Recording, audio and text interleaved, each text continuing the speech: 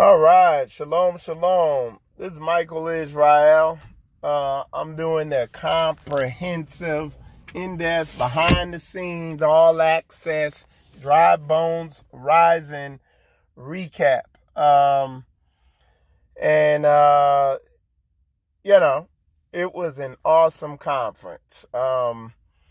Leading up to the conference, I was, you know, me and Koya encountered so many obstacles. You know, um, we had to go through hell and high water, uh, getting this thing, moving it forward, preparing, getting the venue, preparing the food, making arrangements for the brothers and sisters coming in, setting up the event, the pre-event, the post-event, the event, just all types of things. On top of that, there were people working against us to get the event canceled, and just a myriad of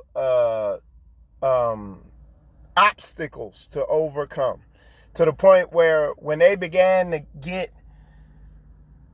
these obstacles started coming harder and harder, we knew what it was. So we knew it was time to turn up, get in prayer mode, and press through to make this event a reality.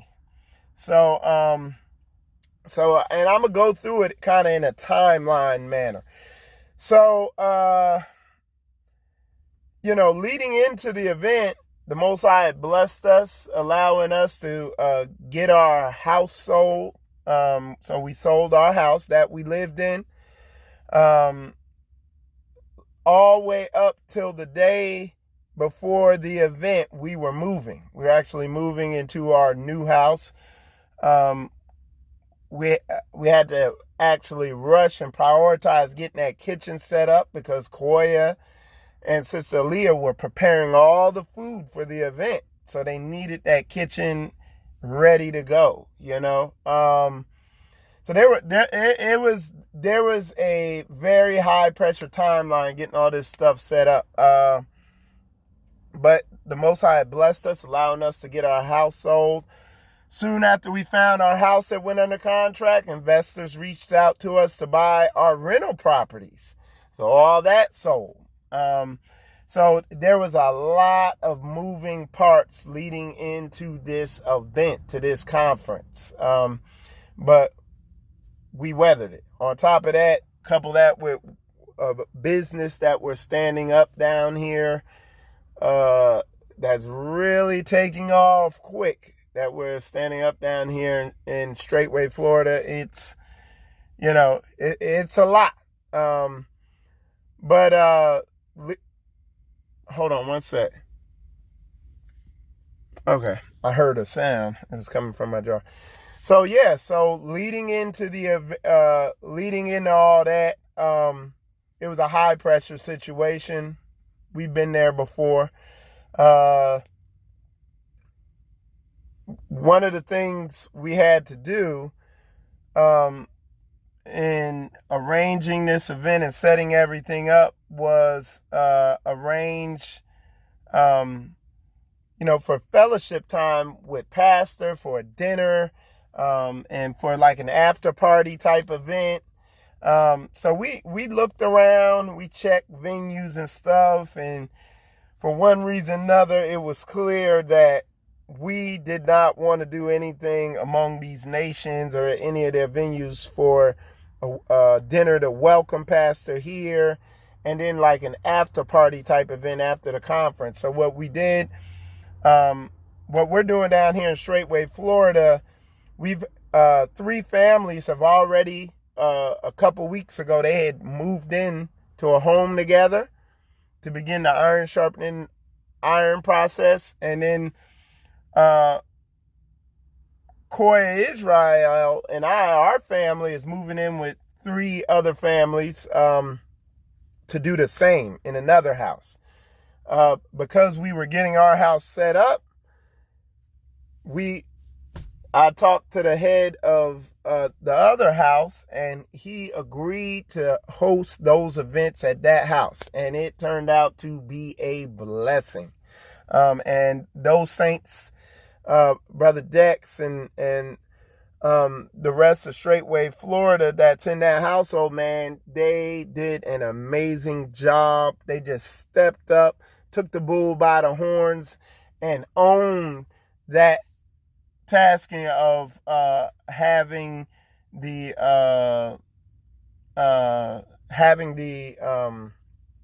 the welcoming dinner there, which was a blessing, because Pastor hit on a lot of stuff he taught on at the conference. He hit it at that gathering, and then also the post-conference dinner and gathering that we had. Man, those were blessings. Brother Dex and all the families in the house there, Terrence's family and Brother Joseph's family, man, they did an amazing job hosting that event there. How you doing? They did an amazing job hosting that event there. It was awesome. The food was, forget about it. Somebody made banana pudding cake. I need more of that in my life. Okay, it was amazing. There was a lot of good food. There were brownies there. I didn't want to mess with them brownies because it'd be on and popping after I get one bite of them, you know. But yeah, it was a great event. And the intimacy and the closeness that I know everybody got blessed with there. To, like me, I sat right up under Pastor Gideon and all them, and it was awesome. The event itself, I'm sure a lot of y'all have seen event recaps on the event itself. What Pastor did, or what I perceive what he did, is he saw the crowd, and he realized he had to prepare them and get them in the right mindset. And what he did, he opened with a message. He said, and I'm paraphrasing it, okay? He said, those thoughts you're thinking aren't yours. You need to make sure they're of Yah, basically. He said, because he's like, you think you're thinking, but you're not. Sometimes it's, you know, and this is the way it's being processed through my spirit, my mind, is he's like, those thoughts that pop into your head randomly are sometimes coming from demons, you know. And it brings me to that scripture, bring all thoughts under scrutinize the thoughts and make sure they line up with book. And if they don't, cast them down. You know what I'm saying? So that was what, you know what I'm saying, was brought out, and he built on that and got people to begin to look at what they're thinking. And I did that. And what I was doing, and Brother Brandon had told me about it when he had received the baptism of Holy Spirit. He had to cast those thoughts down, the doubt down, and all them thoughts trying, this, saying that, saying this, so that you can hear what's being said. Okay? That's heavy. That's a heavy thing. So he built on that message and got people to where those who had ears to hear, that were willing to do that, got them to a point where they could get their minds right. Like I be saying all the time, they could get them spirits off them and begin to grow. You know what I'm saying? He got them to that point. I'm on the phone, yeah. He got them to that point where they were able to do that. Then moving forward, you know, and again, I want to give a shout out again to Straightway Florida, you know, because Straightway Florida, Brother Seb, Brother Shannon, Brother Ralph, Brother Umbry, all them brothers help with security. They did roving details, security detail. They were, while the event was going, those brothers were out there patrolling, walking around the parking lot, making sure everything was safe and good out there.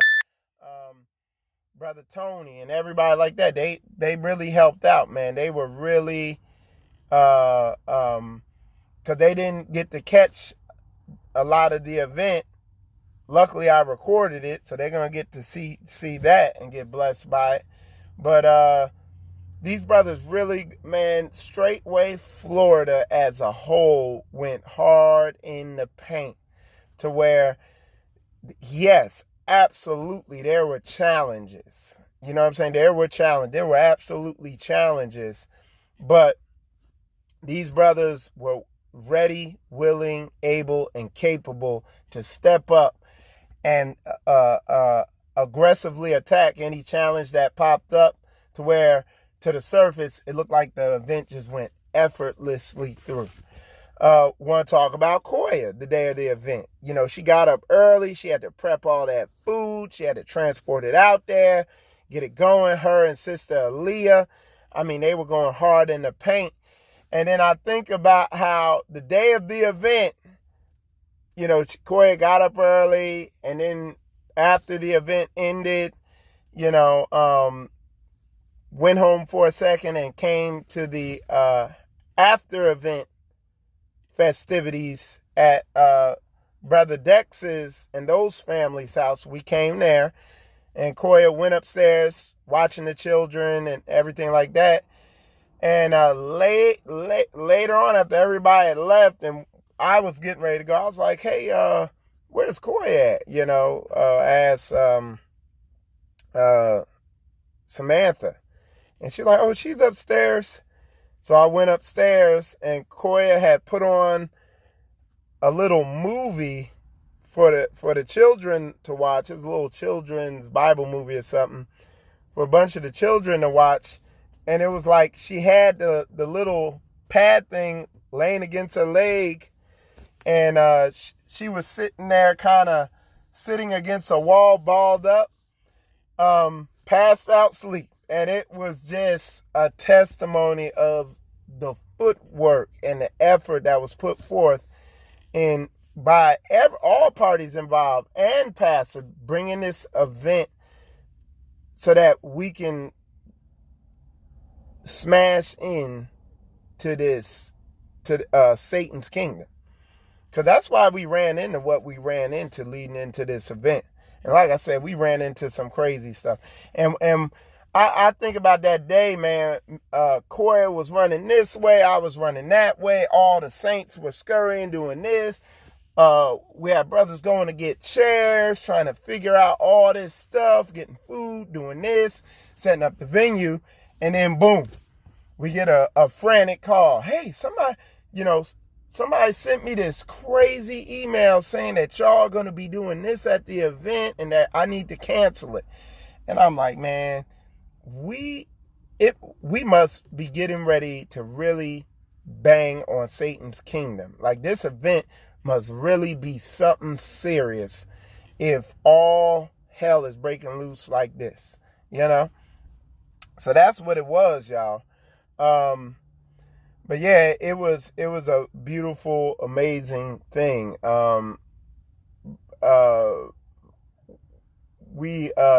was a lot of behind the scenes preparation that went into, providing, the saints with,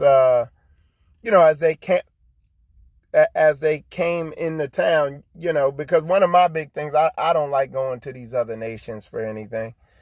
If I could provide you with a vehicle, you're going to get it. Provide you with a sword, you're going to get it. Provide you with whatever you need, you're going to get it, so that we're not in want of all things from these other nations. So that's how we were moving. So there was a lot of stuff that went into that. I know Brother Shannon, Brother Umbry, Brother Cedric, with Brother Cedric right here, we getting ready to take care of some stuff here. But yeah, I mean, these brothers really went all in. You know, it was just a lot of stuff. It just one phone call, boom, it's done. One phone call, boom, it's done. You know what I'm saying? Brother Ralph came through big for us. You know what I'm saying? Helping out with security and really in being an asset, stepping up. I know Brother Dex, Brother Joseph, and Brother Terrence. I mean, for them to and really, for all intents and purposes, on short notice, to be able to turn that house around and have it ready to accommodate so many people, man, that was a labor of love. And they did it independently. Like, they weren't, hey Mike, what should we do this? What should we do with that? No, we were getting the event set up. The night before, we were setting up all the chairs, setting the stage, the audio equipment, food, all this stuff. And they were over there getting it in, you know, bringing the saints and, you know, picking people up at the airport, all that stuff, you know. So that's the behind the scenes effort of the brotherhood. When you truly have brothers you could count on. When you got brothers, when you're surrounded by brothers that you could count on, just like you could count on the sunrise. It says, he said, upon these two commandments hang all the law and the prophets. Love the Lord your God with all your heart, mind, and soul, and love your brother as you love yourself. That is what I have been seeing ever since the Great Awakening Hebrew Gathering, when I had the opportunity of crossing paths with Pastor Dow. Ever since I did that, I saw people loving the Lord their God with all their heart, mind, and soul. And I saw them loving their brothers as they love themselves. You see what I'm saying? I saw selflessness. And that was a big thing that drew me into this ministry. And at the conference, I understand why Pastor was like, look, we don't need no music there. We don't need no shucking. We don't need no jiving. We don't need no entertainment. All we need is this book. And we need to get Yah into these people to get their minds right. And that's what he did. He came straight down the middle. He didn't veer left. He didn't veer right. He hit them right where they at. I don't sit here and say I've arrived and I'm perfect. I got a lot of growing to do. I know y'all, I know in Straightway Ministries, and I'm sure Pastor Down Elder Rufus, but I know in Straightway Ministries, I know over the past year, you know, a lot. I know people have followed me in to the ministry. I know Sister Aviz is one of the ones who followed. Hold on. Okay, that's fine. That's fine. Yeah, I know Sister Aviz is one of the ones who followed me into this ministry. There's a lot of other people who followed me in. And me coming out from among all them Hebrews this past year has not been without a ton of drama. I understand that. But I feel like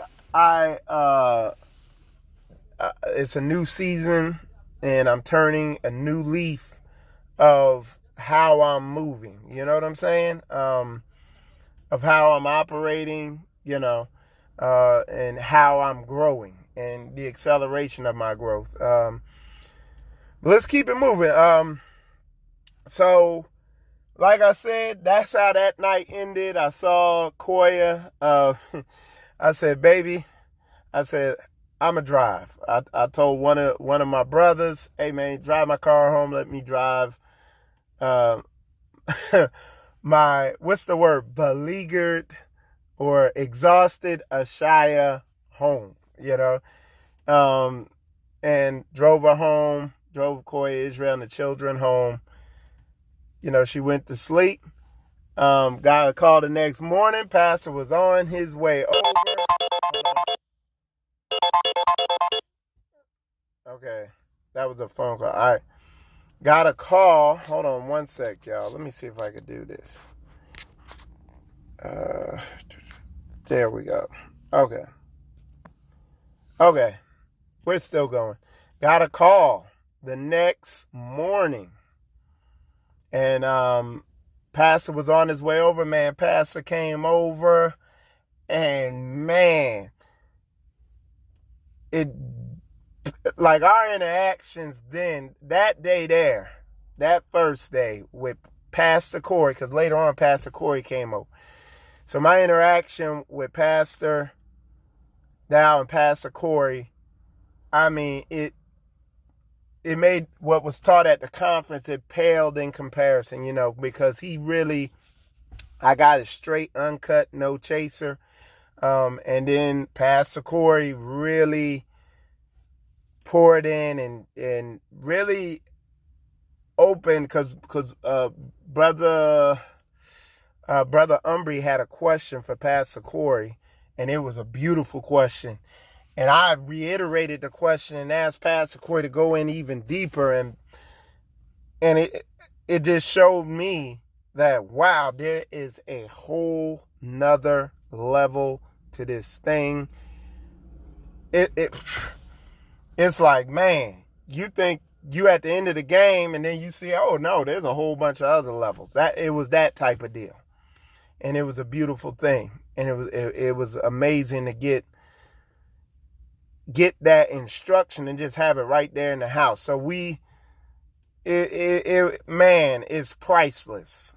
That's why, like me, I prefer, man, pastors, elders, whoever's coming into town, man, we like to host you at our house so we could have that, and old Michael Israel, man, now our house wasn't set up.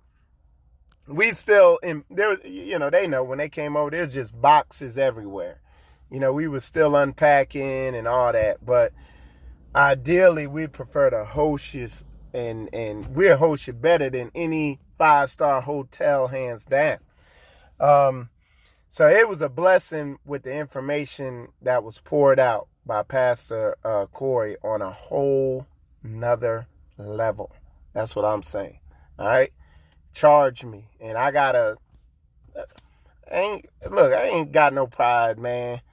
If I do, I'm going to get rid of it, but I got some growing to do. I do.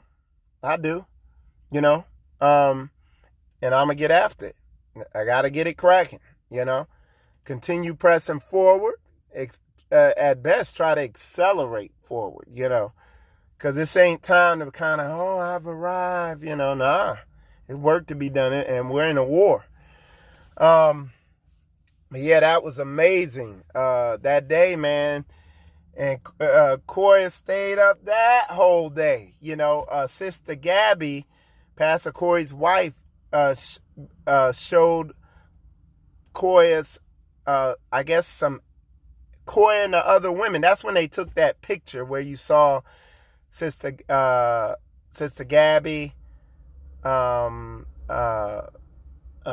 Dow Zashaya, Brandon Zashaya, and Umbry Zashaya. You saw all them in that picture there. That's when you saw that picture, because they were in the kitchen learning to cook alkaline, because me and Corey Israel are going to switch to a more alkaline diet. I've really gotten on these herbs. I've lost a lot of weight, healed up a lot of joint pain being on these herbs. So we're turning a new page in our lives on how we're moving with stuff. Like I said, feel a lot better. My energy's a lot better. Something I've been praying for. But that was a blessing. She taught Koya all these alkaline cooking, I guess, recipes and techniques or whatever. And the sisters had an amazing time doing that. So it was a blessing. So yeah, man. So then after that, went to bed, and I had to get up early because I switched over to day shift. And so I got up, 4:30, whatever, went into work. And Sister Koya got some well-needed rest. She rested that whole second day. And shoot, ever since then, man, she been hard charging, man. She been going hard in the paint. She's really been growing. She loves the sisterhood. She understands that's the way, not individualized. And that's everybody down here in Straitway, Florida, really growing and realizing how beneficial it is to function like this and not like this, and like I said, that conference, it what's the word? I guess bolsters that. It helps that move forward harder. It pushes that. You understand what I'm saying? It charges that. Shows people that they got to get, in order for this to happen, you got to get your mind right. In order to know that your mind ain't right, you got to get around people and come together with people. And you're going to see your mind ain't right. You got to come out to these conferences. That's why I ain't putting the conference public. That video is for private consumption. You know what I'm saying? So, yeah, man. But anyway, y'all, that is my in-depth recap, all access, behind the scenes, recap of the Dry Bones Rising conference and what it was for me. I grew a lot. Just like when I went up to Pentecost, I grew a lot. I'm really not dealing with people who are not willing to have person-to-person relationship. These social media Hebrew Israelites, these people like that, these individualites, I'm not dealing with them. I'm dealing with the people who are going to come out, put boots on the ground, fellowship face to face. That says a lot about you as a character, or if you're just hiding on social media, you're probably a character. But yeah, man, that's what it's all about. If you're not willing to get around saints, that means you're not willing to grow. That said, I'm Michael Israel, Spiritual Combat. Shalom, shalom.